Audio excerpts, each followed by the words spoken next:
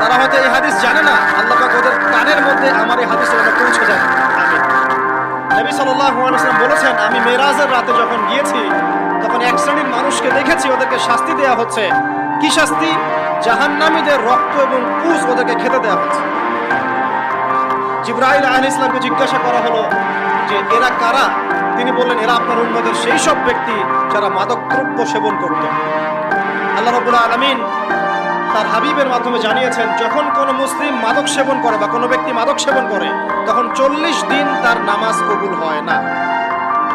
এরপর যদি সে তওবা করে তাহলে আল্লাহ পাক তার তওবা কবুল করবেন ইনশাআল্লাহ। যদি সে আবারও মাদক খায় তওবা করার পর, আবার 40 দিন তার নামাজ কবুল হবে না। যদি সে আবার তওবা করে আল্লাহ পাক আবার তাকে মাফ করবেন। যদি সে আবারও মাদক খায় আবার 40 দিন তার নামাজ কবুল হবে না। তারপর যদি আবার তওবা করে আবার আল্লাহ তাকে মাফ করবেন।